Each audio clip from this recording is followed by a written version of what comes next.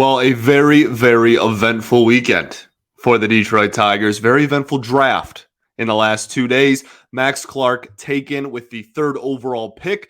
Let's talk about it all today on Locked On Tigers. You are Locked On Tigers, your daily Detroit Tigers podcast. Part of the Locked On Podcast Network, your team every day.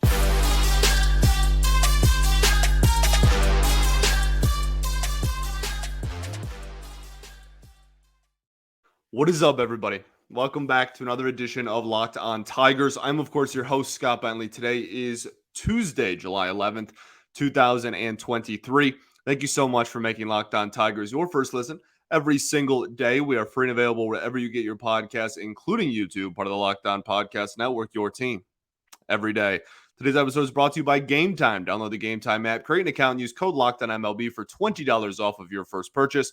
Last-minute tickets, lowest price guaranteed.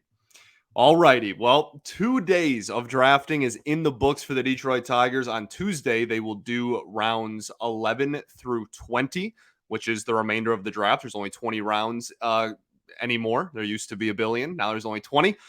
So the end of the draft will conclude on Tuesday. So for tomorrow's episode, we'll talk about, briefly some of the players, whatever info we can gather on the players, which in day 3 is usually few and far between. We'll talk about that a little bit tomorrow. Today, we are talking about the I think controversial is the word, top of the draft for the Detroit Tigers. And one of the things about the position that I am in is that my takes don't go anywhere, right? They're very public permanently.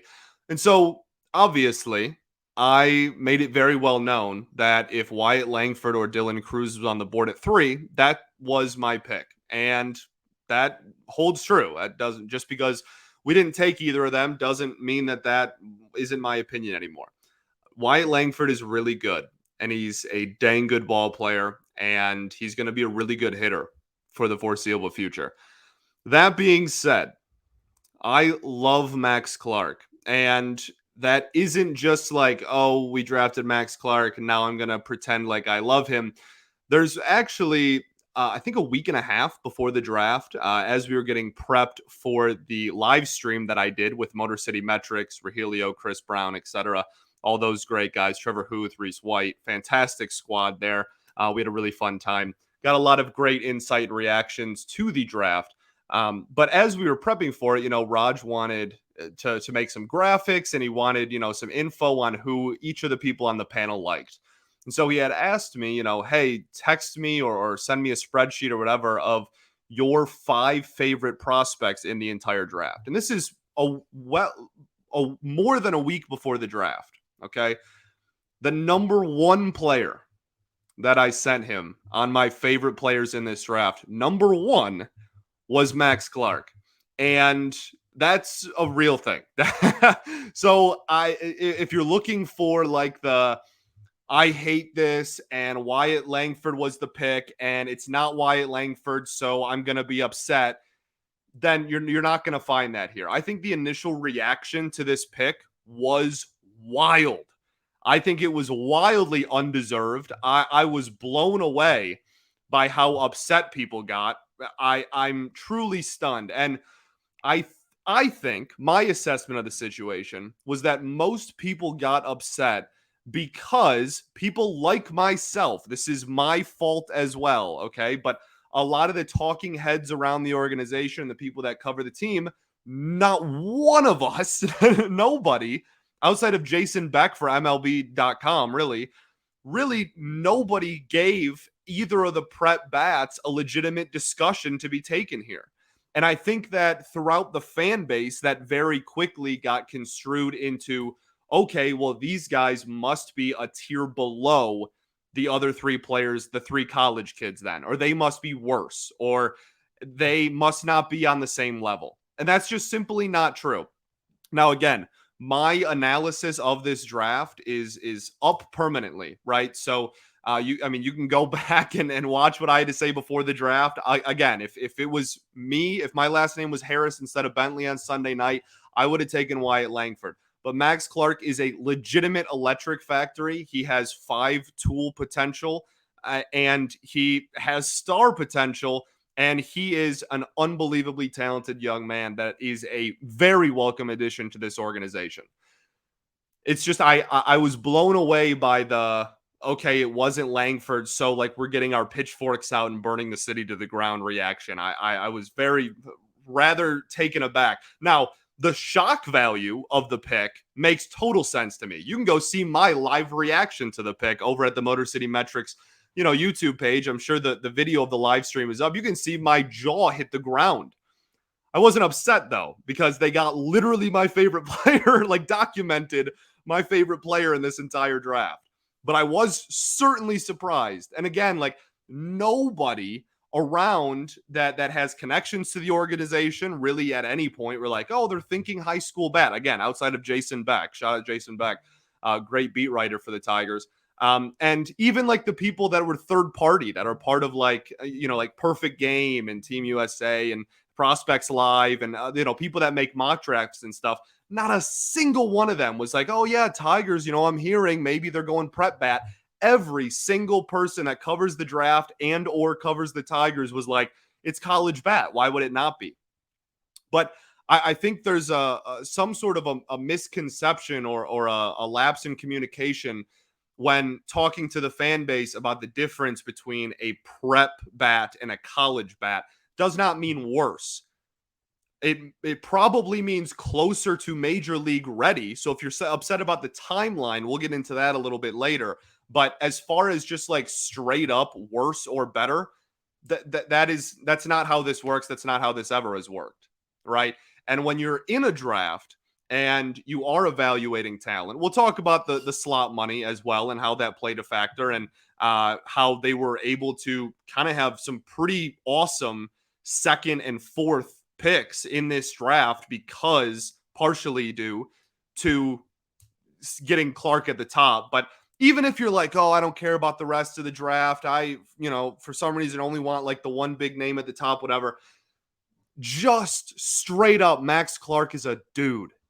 Like he this is a talented, and I still think Jackson Jobe can be a really good pitcher, but this isn't even comparable to that. This is not like Jobe 2.0. Jackson Jobe, if he was not drafted by the Detroit Tigers, would have been picked in like the teens or maybe even fall into the 20s of that draft. If Max Clark was not, if the Tigers took Wyatt Langford, Max Clark would have gone 4 to the Rangers. That's like well documented.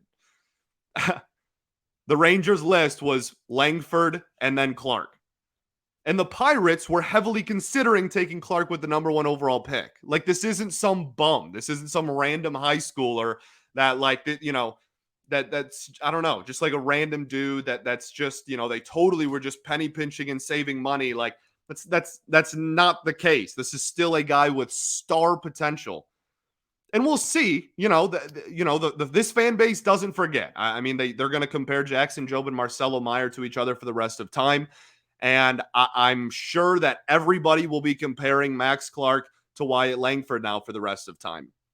And I'm not here to sell you either way. I'm a Max Clark fan.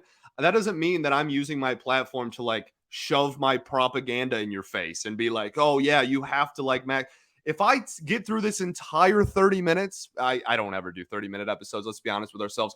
If I get through this entire 40 minutes and at the end of it, you're like, that's great, dude, but I still don't agree with any of it. That's fine. Like, I not here to change people's minds. I'm here to lay out information, inform you, and educate you on Max Clark. And then you come, I guess, to your own conclusion on whether you're a fan of the pick or not. And I'm doing that now because this is, again, like partially on my shoulders that I didn't do that pre-draft. I did not give the prep bats even a single time of day because I didn't think it was a possibility. I for 100% certain that it was going to be a college bat just because of an assumption. And that, what they say about assuming. So I just want to lay the stage a little bit here. No pun intended, I guess, with the draft and stage. But like, I just wanted to kind of lay the scene. Like, this is a really good baseball player that is going to be a really, really electrifying add to this organization. He fits the mold. He fits the brand of the city. He fits the brand of Scott Harris and what he wants out of hitters. Great walk numbers, low chase rate, elite contact rate, does not swing and miss very often, working on his bat speed, has already changed his batting stance a couple of times. This is a dog. Okay? Let's talk about him, the player, a little bit more. What are the Detroit Tigers getting in third overall pick? Max Clark. But first, I want to tell y'all about our friends over at GameTime. GameTime is the definition of clutch. You can forget planning months in advance. GameTime has deals on tickets right up to the day of the event. You can get exclusive flash deals on tickets for football, basketball, baseball, concerts, comedy, theater, and so much more. The GameTime guarantee means you'll always get the best price, because if you find tickets in the same section and row for less, they will give you 110% of the difference. Get images on your seat before you buy, so you know exactly what to expect when you arrive. Buy tickets in a matter of seconds, 2 taps, and you're all set. They're also sent directly to your phone, so you never have to dig through your email, wallet, purse ever again. Snag the tickets without the stress at GameTime.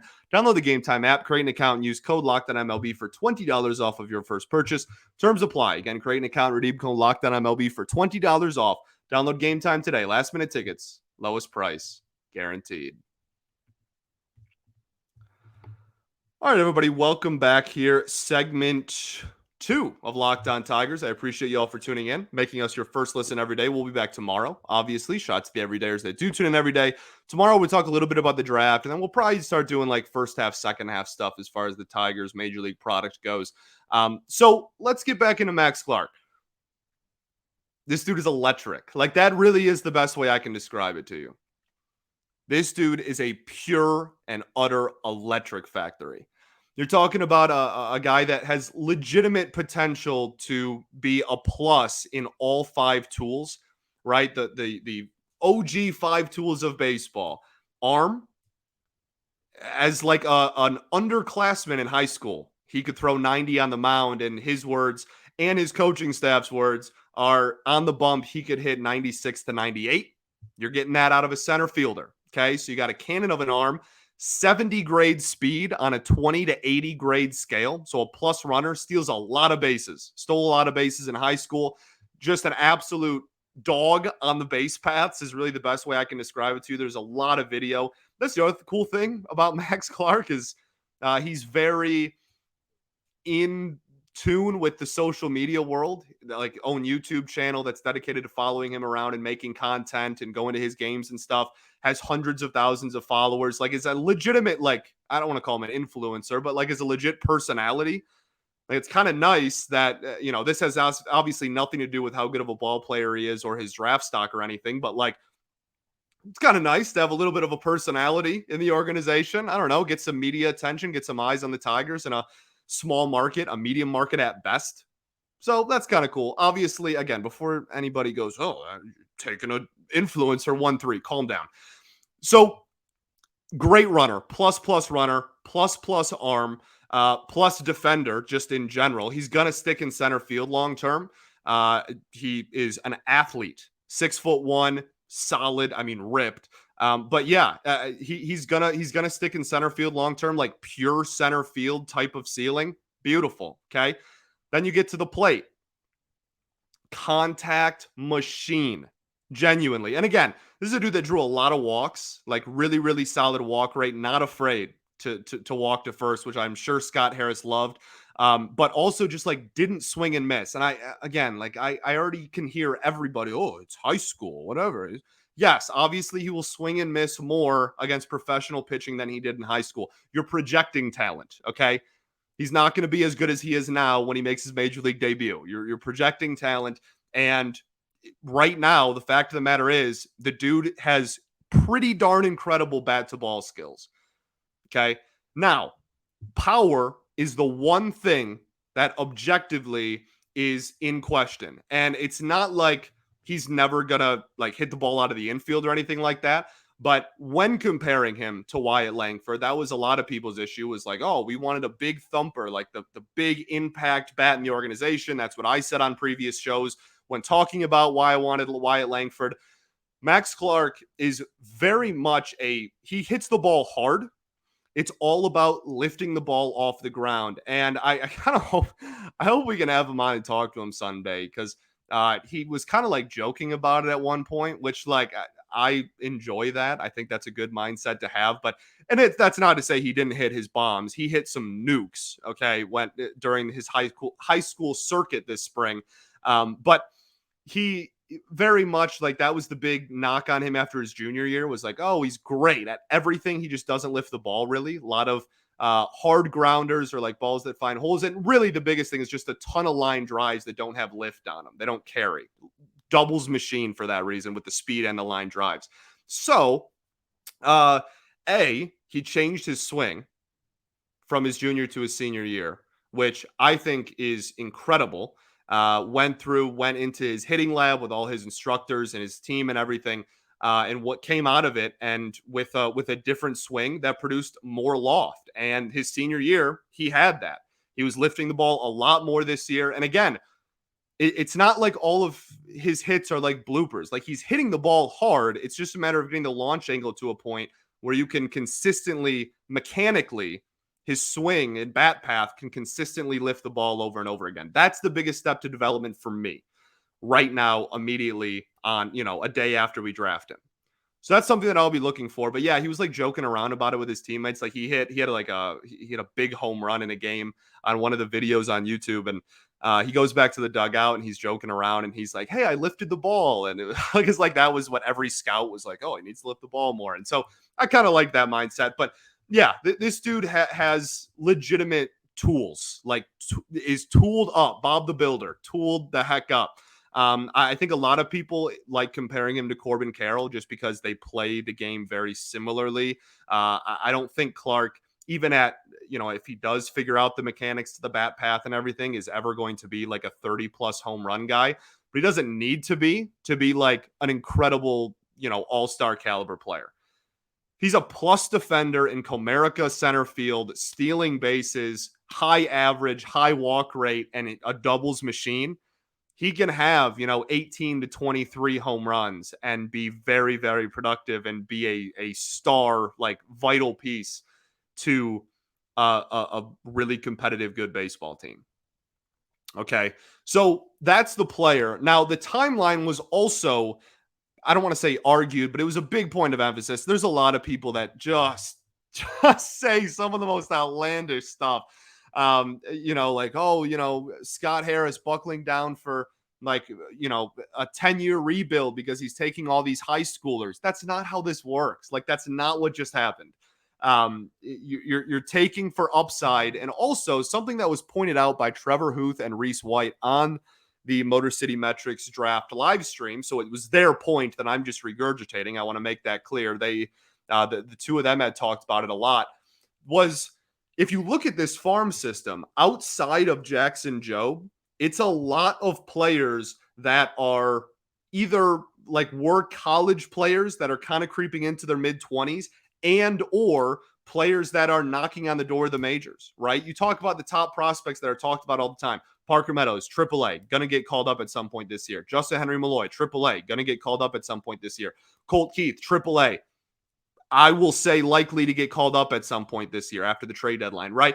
Like all these dudes are knocking on the door. And when all of those guys graduate, the offensive talent and not talent, but the offensive depth in this farm system plummets.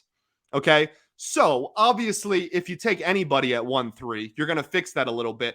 But having this influx of young talent can kind of reset almost the farm system in a sense of like, oh, well, now there's going to be another wave in a couple years, right? You have this wave right now, then you have another wave in a couple years from now. And it's going to have Max Clark. It's going to have McGonigle, who we'll talk about in a little bit, right? Like you have this kind of second wave. I mean, some of the international guys, we'll see how Roberto Campos and Christian Santana continue to progress. It's been kind of shaky, but you know what I mean? Like there has the ability to be kind of a second wave a couple years from now. Whereas again, I'm not, I want to make it very clear, like of my opinion of Wyatt Langford has not changed at all. He's going to be great. And he was certainly closer to major league ready. But that doesn't mean that he objectively just had a higher ceiling. That just means that he's probably going to make the majors quicker. But at the end of the day, if the difference between one of them making their debut in 2 years and one making their debut in 3 years is the difference of like a pretty good player and a star level player, then like obviously you're going to take, kick the can a year down the road and take a guy with a higher ceiling. If that's what you believe and that's what your team believes he is. That's I know everybody freaked out and whatnot, but this guy is a dog. This is such an incredible and fun talent to be injected into this organization. And I feel so weird about the fact that it's like weirdly controversial to have like this A+ potential level like player be inserted into your organization and have it be like, oh, like, it's controversial and we wanted somebody else. And, time will tell. I don't know. If everybody had a crystal ball, then like we'd all know, right? Like obviously no one knows. But both of these guys are probably going to be really good baseball players. And golly, Clark is fun. And then, yeah, like timeline in kind of the same regard for him. People ask, like, when can we expect him in the majors? And that was another thing. People are like, wow, Scott Harris really drafting for like the 2035 Tigers. Haha. Like, saw a bunch of those tweets as well. Talent advances. And I know literally like 2 weeks ago, I went on a whole spiel about how like no one in AAA was getting called up. There's a big difference between someone in their early 20s, like not getting the call from AAA to the majors because there's not a spot for him right now, versus, oh, we drafted someone in high school, so he has to stay in single A for like 5 years. I don't know where that like misconception came from, but it's not true. Colt Keith was drafted in 2020 and did not have a minor league season in 2020 and was a high school draft pick in the 5th round. Colt Keith was a 5th round pick in a year with no minor league season. His first taste of pro ball was 2021. He will be making his major league debut in the second half of 2023. That's 2 years. Like this notion that it's like, oh, we're drafting for the 2030 team. I don't know where that came from. Like that's and I'm not saying that's not it's not impossible either. Like we'll see. We haven't seen him against pro pitching yet. But like I don't know, like the notion that he like just guaranteed is not going to be in the majors in the next 5 years. I have no clue where that came from. We have plenty of evidence in our own organization and throughout all of baseball that prep players can advance through the system just as quickly as college bats. I genuinely, there's no legs to that statement whatsoever. So, yeah, I just want to kind of eliminate that weird kind of narrative, I guess I would call it, that I saw floating around there as well. Okay, let's talk about the rest of the draft because a lot of cool stuff happened. And there was still a big influx of young talent, which this organization needed. This organization needed some long-term talent. The college guys have the label of like being closer to major league ready, which is obviously true. I apologize greatly for all of my Angels friends, fans that are listening to this. But the Los Angeles Angels have drafted the college guy that gets to the majors quickest for the last decade, and they've done nothing. Okay? Like that doesn't make a good system. Just a guy just be like, I love Zach Neto, and I think he's a great ball player, and he deserves to be in the majors. But like that's their strategy every draft is just who can we get here the quickest? That's all we care about. Because they need reinforcements for Ohtani and Trout. I'm not saying it's stupid, but like that's their mindset. And look what they've put around. That look what they filled the roster out with for the last 5 to 10 years. Right. So like a healthy farm system has talent of all ages going through it and being inserted into it every single summer. Not just like who can we get up here, and then when they get promoted, there's nothing behind them because we just called everybody up. You feel me? Okay, hope that made sense. Let's keep talking, though, after I tell y'all about our friends over at BetterHelp. This episode is brought to you by BetterHelp. Sometimes in life, we're faced with tough choices, and the path forward isn't always clear. Whether you're dealing with decisions around your career, relationships, or anything else, therapy can help you stay connected to what you really want while navigating life, so you can move forward with confidence and excitement. Trusting yourself to make decisions that align with your values is like anything. The more you practice it, the easier it gets. I've been going to therapy for over 5 years now, right? I end every single show with going to therapy's dope. I'm a huge advocate for it. And the fact that I'm now in a position where I can promote therapy to a bunch of people every single day is awesome, and I recommend it to everybody, no matter what point you're at in your life, no matter how you're feeling on a daily basis. It just gives you the ability to learn more about yourself. Okay, so if you're thinking of starting therapy, give BetterHelp a try. It's entirely online, designed to be convenient, flexible, and suited to fit your schedule. Just fill out a brief questionnaire and get matched with a licensed therapist, and switch therapists anytime for no additional charge. Amazing feature. Finding the right person is very important. Let therapy be your map with BetterHelp. Visit BetterHelp.com/LockedOnMLB today to get 10% off of your first month. That's BetterHelp, HELP.com/LockedOnMLB. All right, everybody. Welcome back. Segment 3, third and final segment here, Locked On Tigers. Okay, so we talked a lot about Max Clark. We'll talk about kind of the overlook of this draft again at the end, but I want to talk about some really cool picks that happened elsewhere in the draft outside of Max Clark, right? And that was a big thing when even discussing. I used the Cruz compared to Langford thing for the bonus episode, just because that's who I thought the decision was going to be made between. But the difference between going slightly under slot, I believe they got Max Clark at Ranger slot, is what he said out of his own mouth. So that would mean the Tigers would save. I don't like using the word save because they're just going to use it for players later in the draft. They're not like saving. But they would go about a little over $600,000 under slot at 3 to get Max Clark, which then allowed them, and we explained this process in the bonus episode last week, allowed them to then get some really, really, really fun prep players in the comp round and in round 3. Okay, we'll talk about the second round pick as well, but that was not a over slot type of pick. So with the 37th pick, the Tigers selected shortstop Kevin McGonigle, I believe is how you pronounce his last name, who is from Prep Bat from Pennsylvania.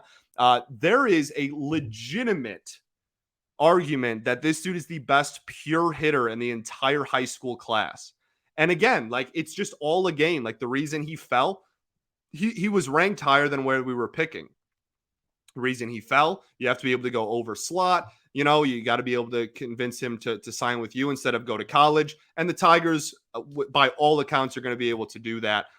Thanks to going under slot with Max Clark. So they get Clark, they get McGonigle. That's 2 of the best prep hitters in this entire high school class that are immediately going into the Detroit Tigers minor league system. That is very, very exciting. There was also some weird misconception out there that like drafting high school players was like weird or bad. And again, I think some people are just, I don't want to use the word impatient because that is a super like condescending connotation to it. And I don't mean to be that whatsoever. But I feel like some people are just like, oh, like, the high school players won't be here forever. And the college players, like, I can look forward to maybe them actually being here soon. You have to realize that if you're just drafting for upside, if money wasn't an issue, teams would literally only take high school players. They are significantly more valuable. The college bats, you got like a 2-year window to prove yourself. And if you struggle, then you're not going to have a major league career. We've seen it time and time again in the last 25 years. We don't have a good draft history with bats, right? Like at all, this organization. If slot value wasn't a thing and you could just take the best player available and sign anybody you wanted, like literally everyone would only take outside of the first round. I'm not saying, first round pick talent is different, but from rounds like 3 to 10, they'd all be prep. So that this is like a good thing. It's weird that I even have to explain that, but like this is a positive. And the reason for that is because all the prep players that are drafted in like rounds 2 through 10, all of those dudes, guess what?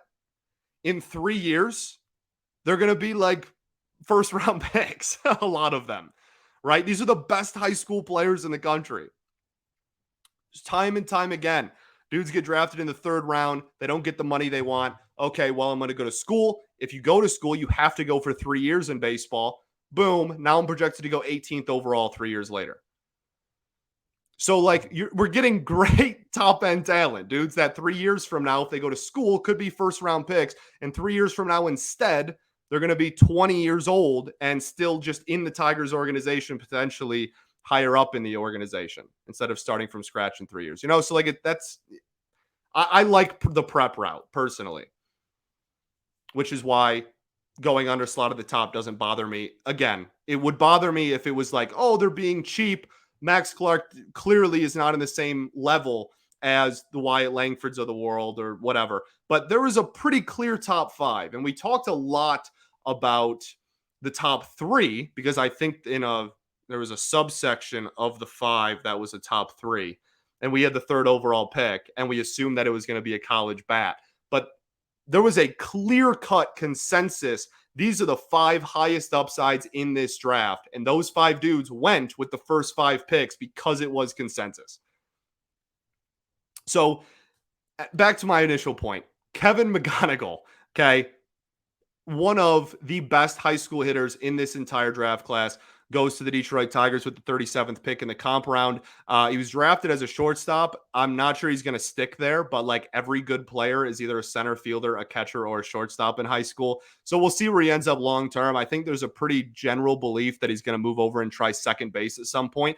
But don't get it twisted. The Tigers are going to try him out at short because what's the harm in that? So they're going to try him at short early on, and we'll see if he sticks.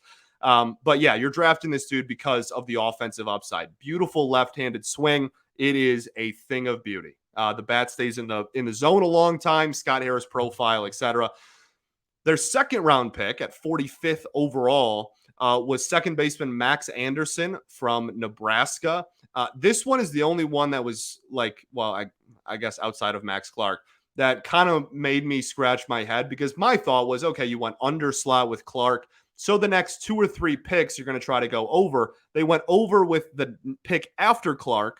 And then they went over with the pick after Max Anderson here, but they did not go over with him. But I didn't know what the next pick was going to be, and it all worked out. So Anderson is a contact-heavy player for Nebraska.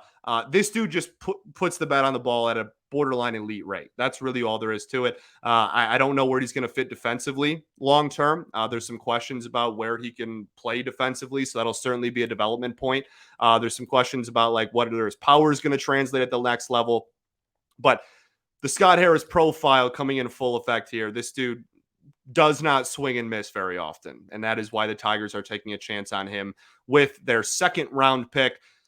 Third round, one of my favorite picks of the draft, left-hander Paul Wilson from a high school in Oregon. He's an Oregon State commit.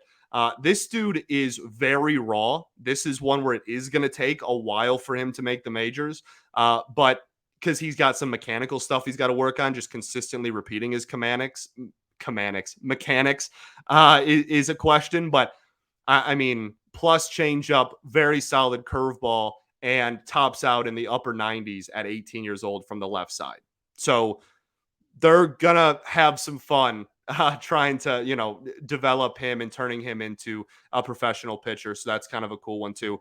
And then, yeah, we'll talk more about some of the other ones that jumped out on tomorrow's show, but those were the at the top of the draft, the first 3 rounds, and then the compensation round.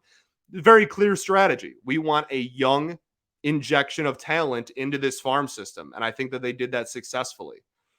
Overall outlook on the draft, and then I'll let you get on your way. I completely understand.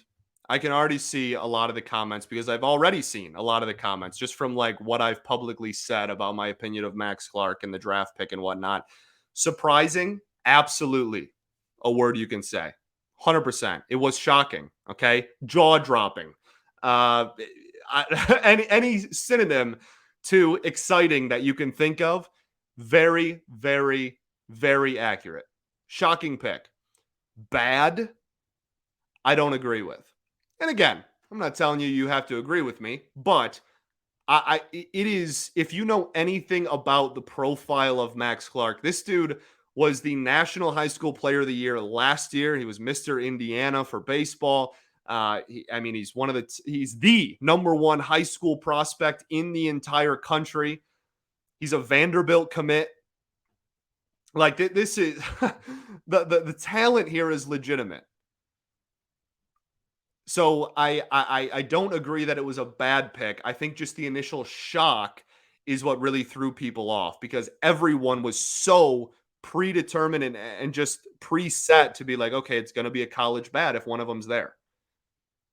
And we got a big curveball. The other thing I'll say is Scott Harris is going to do this his way. And I have definitely not been like a Scott Harris like homer where like everything he's done I've agreed with, right? A week and a half ago or 2 weeks ago, I kind of dug into him a little bit. This is definitely not coming from a person who's just like, oh, he can do no wrong. Everything he does is going to be perfect. But the fact of the matter is, we said this in the offseason when he started making trades. We said this when he started bringing people in that fit his profile, right? High walk, low strikeout. At the end of the day, this dude's going to do it his way and he's going to see it through. So if that upsets you, then I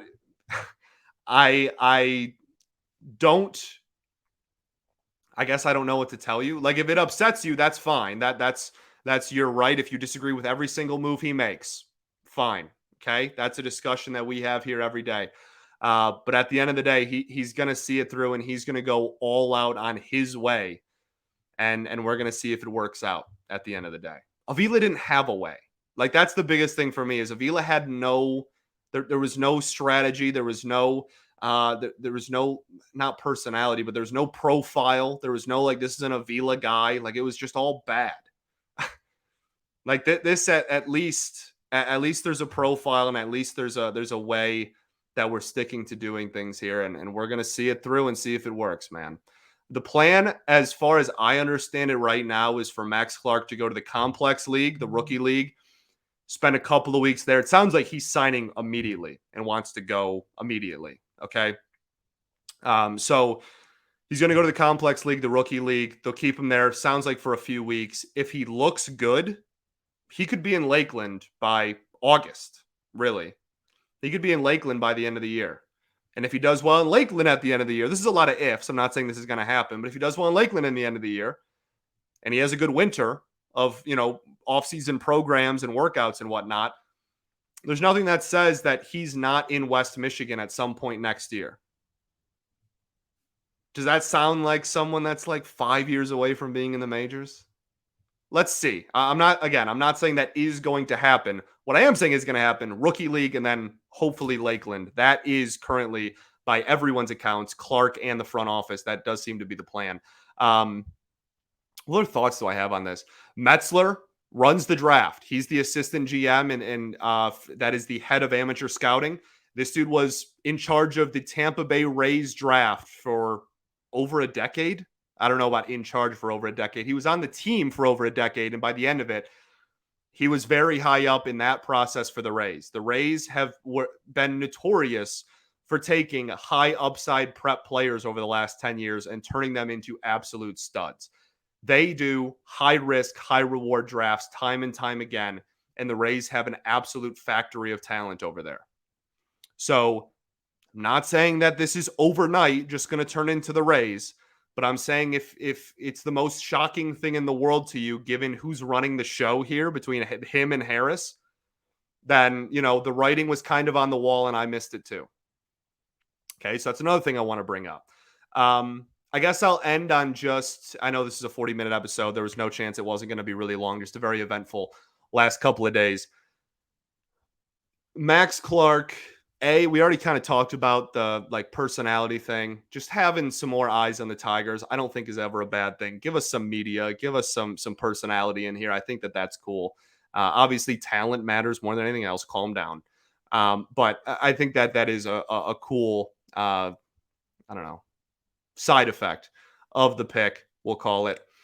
But we had on the stream, on the draft live stream, we had a couple of guests on, and one of the guests we had on was Brian Sikowski, who is a very highly regarded scout. He works for Perfect Game, does busiest time of year is draft season. He's incredible at his job. And when we asked him about Max Clark, he had a couple of things to say. He said that dude cares about two things: being the best baseball player in the world and winning. Sounds like an awesome mindset to me. He also said he was an a-hole on the field, just openly. And he explicitly said that is not a negative thing. Like, that is not off the field. He's a great young man. On the field, he kept cursing, so I can't say it, but like, he's a jerk, but way meaner than jerk, right? When he's on the baseball field, he's a hard-headed ball player, and if you watch tape on him, it shows. The dude is a hard A. Just rub some dirt in it, go play some baseball. Old school kind of mindset in that regard. Definitely a let the kids play type of mindset as well. One of his like most viral videos is him turning around and trying to like shake the catcher's hand, and then the catcher didn't shake his hand, and then he had a home run on the next pitch, and he like bat flipped and screamed and whatever. By all accounts, he's a big clubhouse leader, electrifying player. I'm just regurgitating, again, I'm not trying to convince you one way or another. You're going to come to your own conclusion, but I'm just regurgitating everything that I've heard about him over the last 3 months. So yeah, this dude has a good mindset. He wants to get better. He just wants to win ball games. He's tooled up. He's big time tooled up. And I am so excited to see the heights that this dude can reach with this organization. I'm very, very excited. Pumped. We'll have a little bit more about the non-Max Clark picks on tomorrow's show when the draft actually concludes and we have a full draft class under our belt. But this one was always going to be long and always going to be about mostly Max Clark, just because, duh. So I'm excited. You wanted Wyatt Langford. I understand. Wyatt Langford is an exciting prospect. Who doesn't like Wyatt Langford? Truly. He's going to be good. He's going to be a darn good ball player. But that has nothing to do with how good of a ball player Max Clark is going to be. And we just got one of the most electric players in this entire draft in our system. And I think that needs to be praised a little bit more than talking about who we didn't get. Let's talk about who we did get, because he's awesome. Okay, I think that's all I got for you. Very long episode. Thanks for making Locked On Tigers your first listen every day. I appreciate y'all for tuning in. We'll be back tomorrow doing some more draft recap. Probably a little bit less intense of an episode just because we're not talking about controversy at the top there. And what else? I think that's it. Yeah, we'll do some more, like first half, second half stuff during the All-Star break. We're going to start a trade deadline conversation. This is like the most important month like ever for Scott Harris. 1st July, man. First draft, first trade deadline. Lot of opinions are going to be drawn, and we're going to really have a good feel for what direction Scott Harris is taking this organization in 3 weeks from now. We're already kind of getting a grasp right now. So Max Clark rocks. Good ball player. Langford's still a good ball player too. Timeline, don't believe that this is like the start of a 10-year rebuild just because we drafted high schoolers. I think that's ridiculous. He can still make the majors. Like Riley Green was drafted in 2019, didn't have a minor league season in 2020 because of COVID. So and was on the opening day roster if he didn't break his foot in 2022. Colt Keith. Oh, that really quickly. The other thing about power. It does kind of excite me that this team has developed power from a high schooler that didn't have power before because Colt Keith exists. Colt Keith was a 5th-round pick in 2020. If you go back and look at any report from Colt Keith in 2020, it was, wow, this dude is going to hit. He's a really good hit tool, but he's not going to hit for power. He grew a little bit, grew into his body a little bit more, and the Tigers development team completely got an overhaul in 2021. Now the kid hits absolute bombs. So we have experience with turning players with similar profiles into or giving them an uptick in power. So I just want to point that out as well. Okay, I'm going to go now because this is 45 minutes and very long. We'll be back tomorrow. I appreciate y'all. Peace and love. Going to therapy's dope. I'll catch y'all tomorrow, baby. Go Tigers.